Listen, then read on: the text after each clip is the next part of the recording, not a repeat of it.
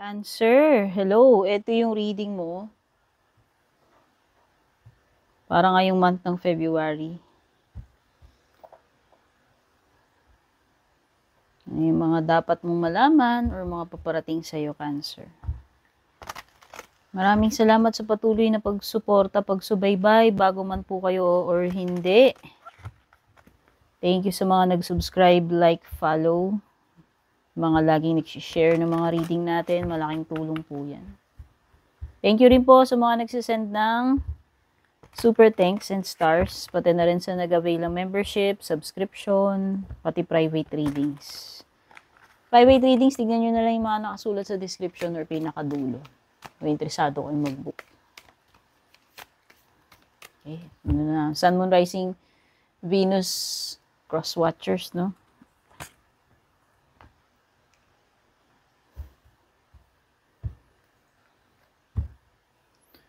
Meron ka surrender, low self-esteem. So, itong surrender card na to, ito yung dapat mong obviously, i-surrender, no? Para matanggal yung blockage sa buhay mo. This month man yan, or kahit sa mga susunod, no? Kasi timeless reading din naman ito. Kahit na nakalagay dito ay February. Okay? Sabi kasi dito, you deserve success, love, and abundance. Set an intention to identify and release any remnants of low self-esteem. Kaya tanggalin mo na yung mga kuning-kuning sa sarili mo, sa katawan mo, Cancer. Kung ikaw ay nawawalan ng confidence or self-esteem. No? Isa to sa malaking blockage. Kaya siguro hindi mo ma-achieve hindi mo ma-reach yung iyong full potential or ma-receive yung dapat mong ma-receive, no? Tanggalin mo yun. Low self-esteem.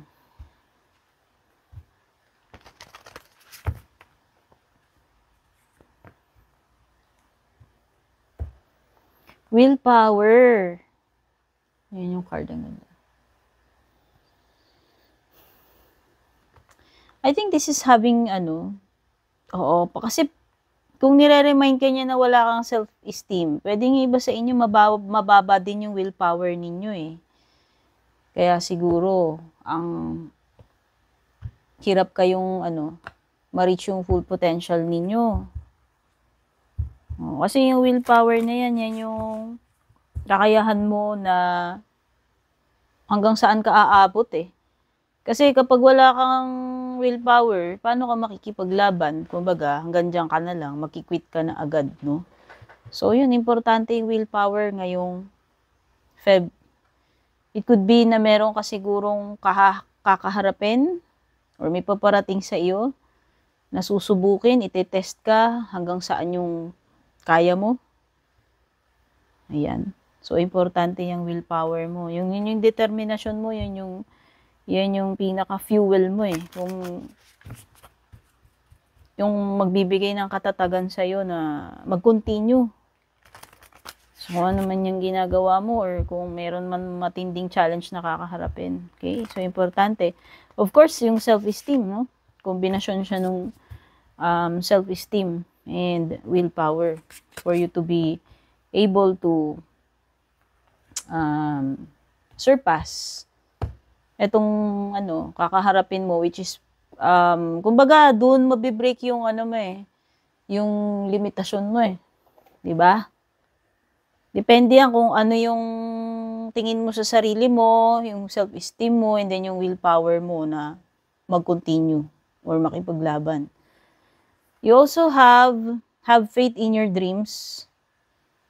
O, yun na nga. Kasi siguro baka iba sa inyo, hindi kaya nawawalan kayo ng hope or faith pagdating dito sa mga ano ba tong wini-wish ninyo or dreams ninyo. Huwag mawalan ng pag-asa. Ayan, have faith. Baka kasi nagiging na kayo, pessimistic, nega, or hopeless. Yun yung worst thing na mangyayari sa tao eh. Diba? Yung mawalan ka ng will. Kasi napapansin ko, yung iba, kahit nagkaroon sila matinding sakit, for example, cancer. Alam mo yung tao na kahit durug na yung soul niya, yung katawan niya sa hirap, pero pagka lumalaban, 'no, lumalaban yung soul mo, lumalaban ka, nadudugtungan yung buhay mo, eh. And many times na rin nakita ko na yun yung nagpapalakas sa tao para ma-survive nila naman yung kinakaharap nila, whether matinding sakit man yan, okay? Example ko lang yun, ha? Okay. Have faith. Ano man ito?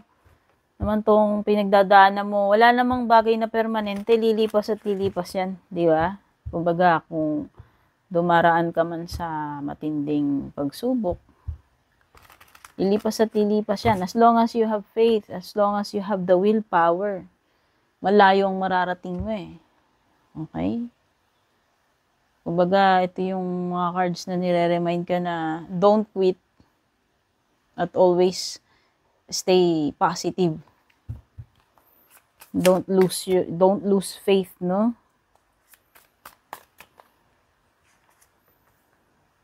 Judgment card. Hierophant. Ooh. So, most of your cards here are majors, except for the Six of Swords and the Four of Pentacles. So, majority are majors, no? So, there is Taurus energy, could be na may air signs, Gemini, Libra, Aquarius, no? Aquarius, yan. Aquarius, tsaka Taurus. Yun yung mga malalakas na signs na meron dito sa sitwasyon mo. This judgment card here is about, calling. Mukhang merong calling. Ano ba tong pagtawag na ito? Oh, something that will awaken you, your soul. Okay, so you have to be aware na hindi mo ini-ignore itong call na ito. Kasi itong judgment card is something na mangyayari to call your attention or gisingin ka, eh. Oo, there's a tendency siguro na pwedeng ini-ignore mo yun. Ano kaya to? Basta merong calling dito. May pangpagising sa'yo, kaya lang baka daw ignorin mo, eh. Or maybe kung ano yung true calling mo, ano ba yung soul's path. Pwedeng ganun, eh. Wag mong ang napifeel ko mensahe dito, wag mong i-deny itong calling na ito. Whatever this feeling na nangingibabaw sa'yo, eh. Yun yung nafe-feel ko. It could be your intuition, it could be your heart telling you something na, okay, ito talaga yung gusto kong gawin. Ito dapat, ito yung calling ko. So, yun yung wag mong i-deny sa sarili mo. Yun yung wag mong ignorin. Yun yung pakinggan mo. Okay? So, don't ignore the music or this feeling na nanggagaling sa puso mo. Yun yung pinaka-calling na tinutukoy dito sa judgment card. Okay? Kasi naka-reverse siya, so pwedeng it is the opposite of instead of answering the call or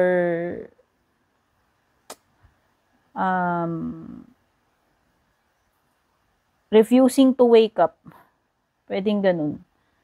Parang something na nire-reject mo or dinideny mo sa sarili mo na alam mo naman na yun talaga yung dapat mong gawin. Yun kasi yung calling, eh. Yun nga yung sabi ko, yung naging feeling na nanggagaling sa kaibuturan ng puso mo or kaluluwa mo. Okay. You could be ignoring the signs kasi baliktad yung judgment mo, eh.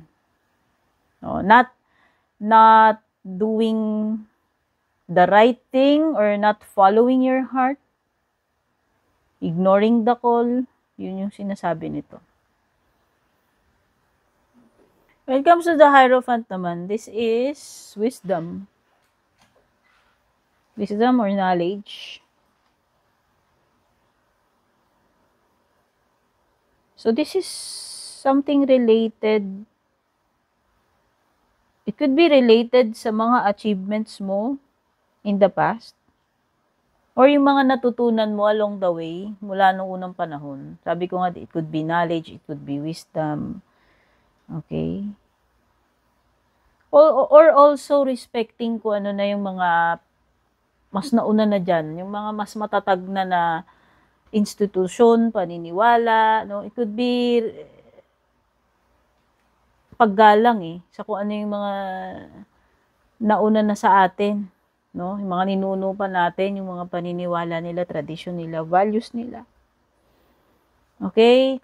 Kung ito pinag-uusapan na yung wisdom na natutunan mo, mula nung umpisa, mula nung unang panahon pa, no, from the beginning. Sabi doon, use this wisdom or use this knowledge para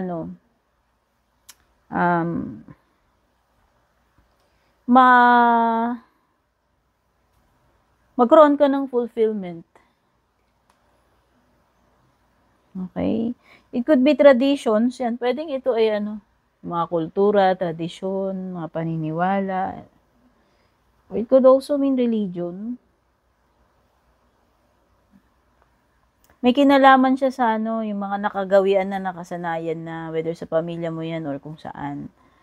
Na kumbaga kung paano mo pinapahalagahan yung na yan yung mga tradisyon na yan, yung mga beliefs na yan.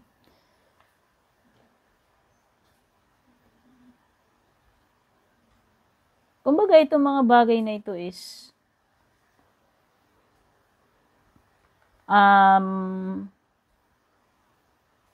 nagpapakita ng kung for example, paano ka lumaki.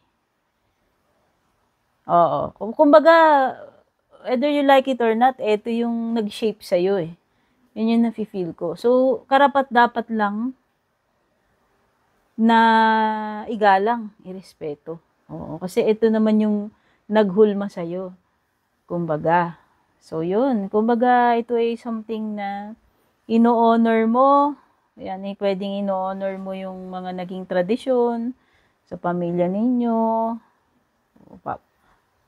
Yung mga natutunan mo na yun, magagamit mo yun. Kumbaga, yun yung mga nag-shape sa iyo into who you are now.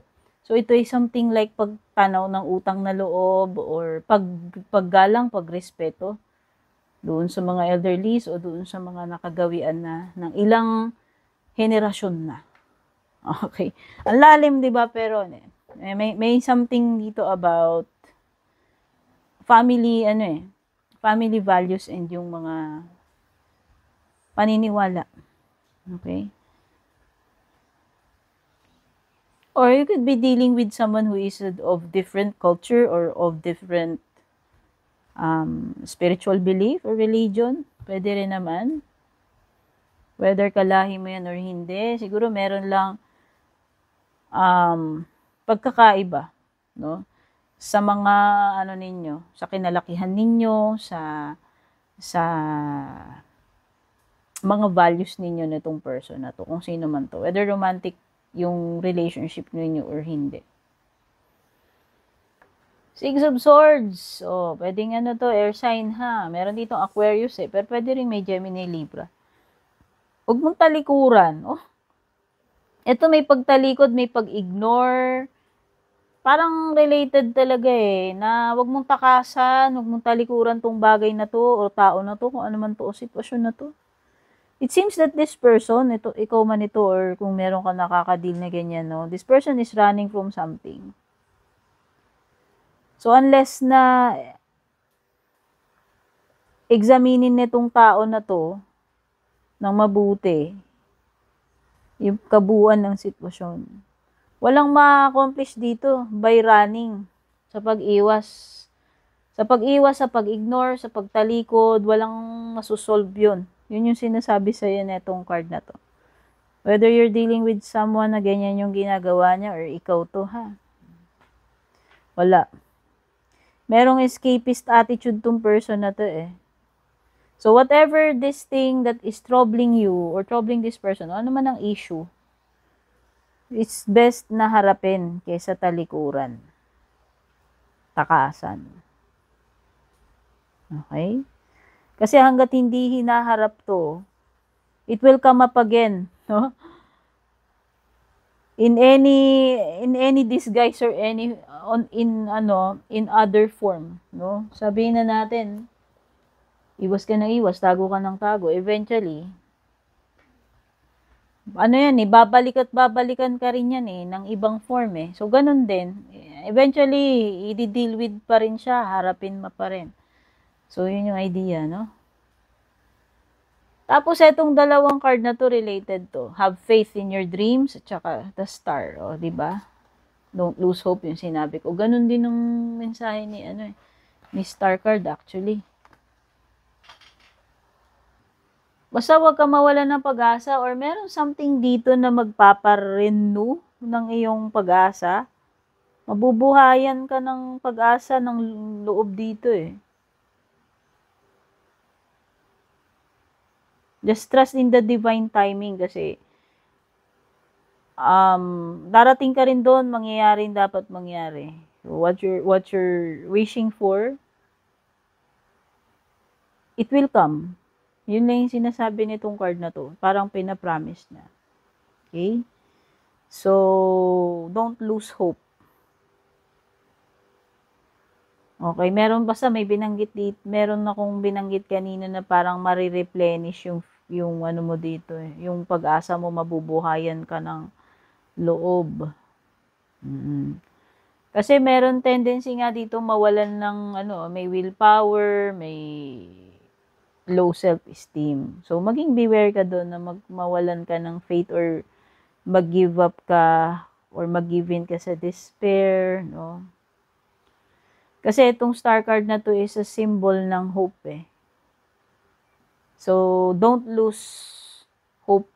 Yun yung sinasabi sa'yo ni star card. Okay?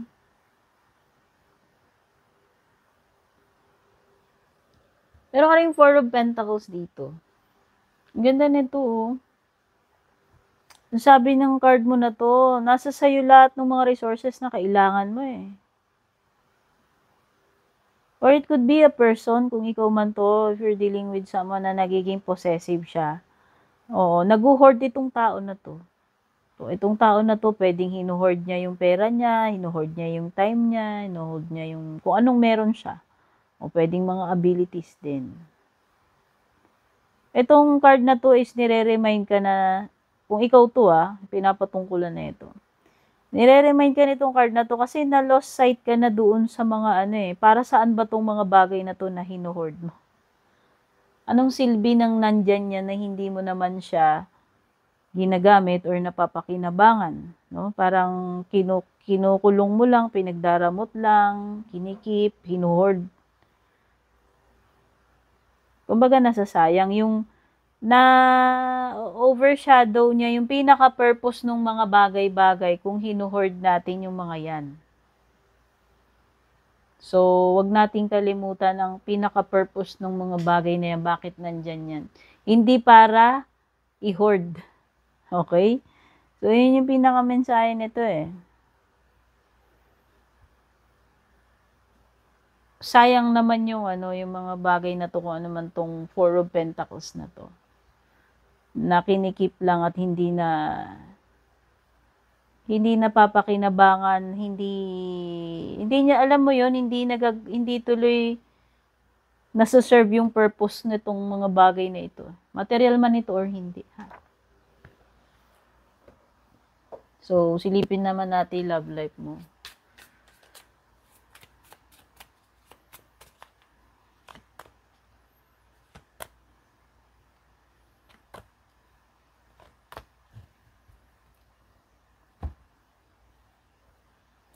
Etong sa love life, pwedeng energy mo, energy ni ni person mo. Wow, sabi dito may window, adventure in love is coming. Wow, may sumisilip. May sumisilip. Oh, na love, romantic connection. Something that is bago mong ma-explore kasi merong new adventure pagdating sa love life mo. So, exciting ito. So, ayan, merong something na paparating sa'yo na exciting, worth exploring. Meron ka ring gifts dito. Love's greatest gift is the ability to truly understand one another. Uy, pwedeng iba may ma-receive kayong regalo. O, itong regalo na to, it could, pwedeng actual talagang regalo. Kasi may mga gifts dito, pwede may mga flowers and everything. Pero kasi pwede rin namang hindi material ito eh. Pwede yung gift na marireceive mo is the gift of understanding, which is yun nga yung sinasabi dito. No? Above, all things, napaka-importante nung pagkakaunawaan na pinakikinggan ninyo isa't isa, no? Kaysa sa mga material, yun naman ang pinaka-importante dito. Pagbibigayan, pag-iintindihan. This card indicates, pwedeng, pagpapatawad sa isa't isa, pag-uunawa sa isa't isa, pagbibigayan, no? Yan na yung nafe-feel ko dyan. No? Meron talaga surprise. Pwedeng iba talaga regalo. Susurpresahin ka nito, Basta meron something na ikaka-surprise mo gagawin nitong person na to or may ibibigay siya sa'yo. Romantic surprises are on the horizon. Be open to them. Yan. Single ka man or may karelasyon, meron talaga. Kasi ayan, meron something dito na exciting, worth exploring, a new adventure, may marireceive ka, and may mga surprises. Okay? Boundaries. Love may challenge your boundaries. Protect them. Ay! So yan, pwedeng yung iba yung surprise sa inyo is challenge eh. Pwedeng iba hindi regalo ang susurpresa sa inyo. Kasi marami namang forms yung surprise na hindi nga naman regalo yan. So yan, pwedeng iba dito, magugulat na lang kayo. Pero pwedeng may dumating na problema or challenge. Sabi dito, protektahan mo yung sarili mo. You need to set boundaries daw. Kung ano man itong challenge na paparating sa connection ninyo ni person. Tignan pa natin yung mga paparating sa iyo. Cancer. Meron ka sunrise. Ang dami mo namang araw, dear. Grabe, ang cute may sunflower ka po. Tignan mo to. Sige, hugot pa tayo isa. Shark. Tignan mo to. Ang ganda naman. Napakaaliwalas naman ng mga cards mo. Namumutik-tik sa araw. Ang ganda-ganda. So, nakikita ko lang, may magagandang bagay na paparating sa'yo. Masyadong maaliwalas yung mga cards mo eh. 2 araw yan, New creative ideas, new ventures, fresh start. Ayun na, sabi ko, meron something na adventure na worth exploring sa love life mo, lumitaw yan. May window eh. Sabi ko, merong sumisilip, na paparating. Pero yan, mabibigyan ka ng chance kasi sunrise eh, panibagong simula ito. Or mga bagong activities, or naman to, bagong projects, new career, a new connection. Ayan, may happiness. Pagiging maaliwalas ng lahat, well-being. So, sabi ko nga, magiging maaliwalas, magiging maganda yung takbo ng February mo. Masigla, malakas tong energies mo, sun eh. Kumbaga, everything is under the sun. Everything is in control, everything is okay. Happy, at least. So, ito ay mga blessings. I think magagandang bagay ang paparating sa'yo. Meron ka nga lang, Shark, ito ay challenging card. Take care, or there will be a loss of material wealth. Yun lang, mag-ingat ka na lang sa pwedeng mga mawala sa'yo. Especially sa material. Ingat sa mga ganyan. So, kunin na natin yung 3 closing messages. Yun pa natin yung mga additional messages or payo sa'yo ng cards bago natin i-end ang reading.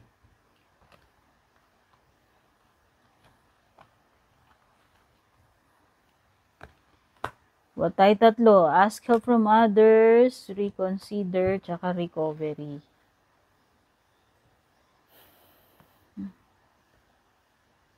Huwag kang mahiyang humingi ng tulong, Cancer, pag kailangan mo. Ayun. May mga tao ditong handang suportahan ka, damayan ka, asistihan ka.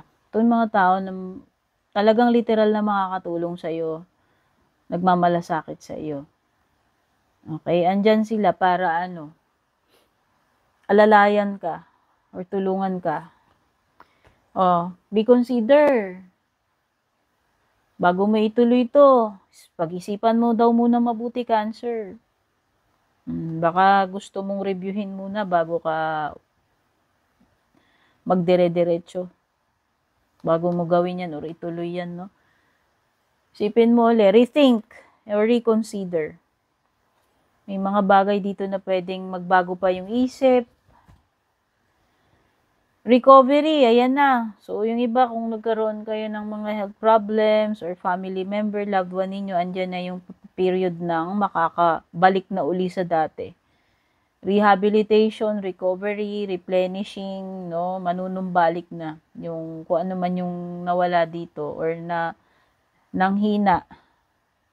Pero kaperahan man yan, sa health man yan, etc. Faith, kasi yung mo eto, star card, yung kanina, sabi ko, may marerenew dito, yung pag-asa. Mabubuhayan ng loob, magigising. Okay? So, yan yung iyong reading for the month of February, Cancer. Take care, God bless, babush. And kung balak nyo pong mag-book or mag-inquire ng personal readings ko, basahin nyo lamang po itong nakasulat sa screen or yung nakalagay sa description.